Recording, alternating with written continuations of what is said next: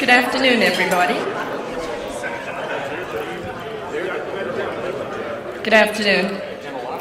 I'm Benita Dodd. I'm Vice President of the Georgia Public Policy Foundation, and I'd like to take a moment right now to thank our sponsors. Their support helps bring you great speakers from near and far, great meals like today's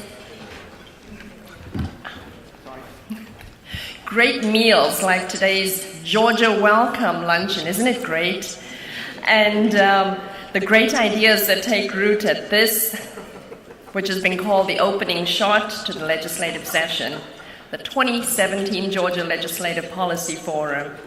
Now, please hold your applause until the end.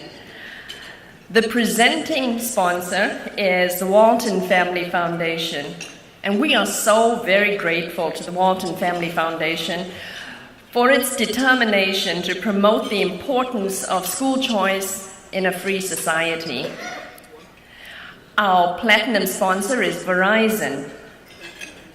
Our gold sponsor is the Georgia Charter Schools Association. And I can tell you this, nobody and no organization campaigns harder for funding equity and in general for the state's public charter schools. Our silver sponsors are the Georgia Healthcare Foundation and Reynolds American.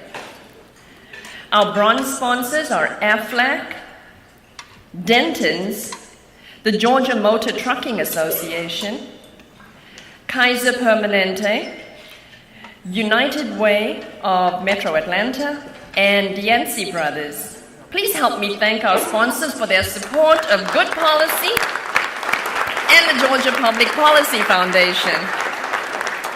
Now, events like these come together with a lot of help and many helpers. I'd like to thank our volunteers for turning up early and from as far away as LJ and Colorado, in fact. And now, this is really important. Your swag bag, or as I like to call it, your policy wonk bag. So it includes contributions from our friends from around the nation. First of all, from EdChoice, we have Back to the Staffing Surge, which is written by Ben Scafferty. He's a professor at Kennesaw State University and a senior fellow at the Georgia Public Policy Foundation.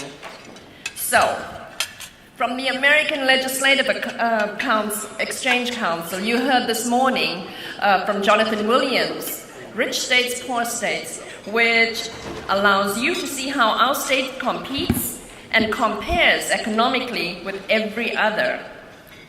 In addition, as you know, our speakers today hail from the Heartland Institute, the Buckeye Institute of Ohio, and the American Legislative Exchange Council. So we have some really great collaborative efforts.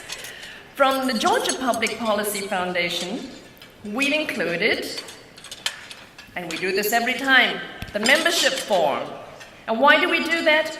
Because unlike government, we don't take your money. We neither solicit nor accept government funds. We ask for your contribution to help us share the common sense policy solutions that allow you to keep more of your hard-earned dollars. So, if you are not a member, we ask you to join us. If you are a member already, we have the Georgia Public Policy Foundation's Student Outreach Scholarship Program, and it funds student attendance at our events. Now finally, and this one people don't really notice, at the bottom of the bag, we have a pencil. And yeah, it has our web address, but it's more than just a pencil. It's also our tribute to iPencil, the 1958 classic essay by Leonard Read, and I encourage you to read it. And the pencil declares, "Not a single person on the face of this earth knows how to make me." This simple instrument is manufactured through a global process involving what Milton Friedman called cooperation without coercion. And this is the final paragraph from iPencil.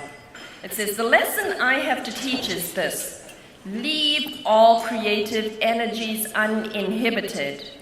Merely organize society to act in harmony with this lesson. Let society's legal apparatus remove all obstacles the best it can. Permit these creative know-hows freely to flow. Have faith that free men and women will respond to the invisible hand. This faith will be confirmed. I, pencil, seemingly simple though I am, offer the miracle of my creation as testimony that this is a practical faith, as practical as the sun, the rain, a cedar tree, the good earth." It's worth remembering. And now, to introduce our keynote speaker, please welcome my friend, Bill Armistead. He's a supporter of the foundation and a member of the board of directors at the Heartland Institute. Thank you.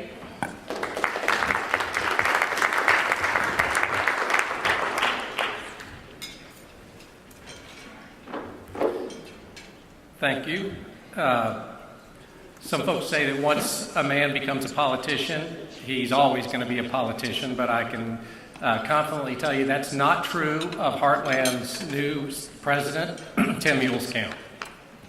He started off as a farmer of over 30 years in Kansas from the heartland of the heartland. He's a fifth-generation farmer. He was one of the youngest folks ever elected to the Kansas State Legislature. And following that, as he puts it, he was demoted to Congress, where he served in Kansas 1st District.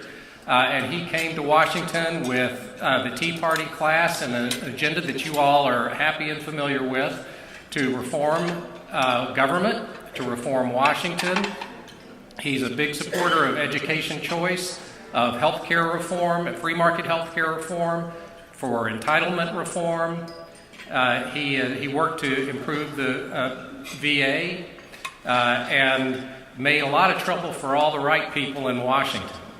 Afterwards, he didn't stay in Washington and become a lobbyist. He went back to Kansas, and he, until recently, was just living a serene, quiet life until the Heartland Board disrupted all that. And he had to move his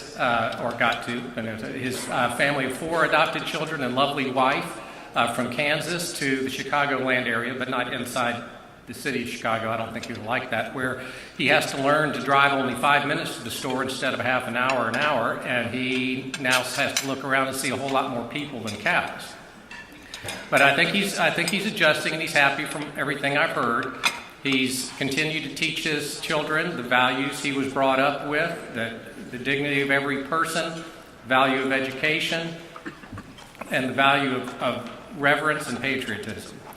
And I will just say that I had the duty, and we'll just say the honor, of leading the Heartland Institute Board's search committee when we were looking for a replacement for Joe Bast, who's been a Heartland president for 30 years. And replacing Joe, who can do just about everything, was a real daunting challenge. And the board, I guess I think I'm the nicest, most well-adjusted person board. It's not these old guys who are successful businessmen, chief economists for Fortune 50 companies, just a lot of confidence around that board table.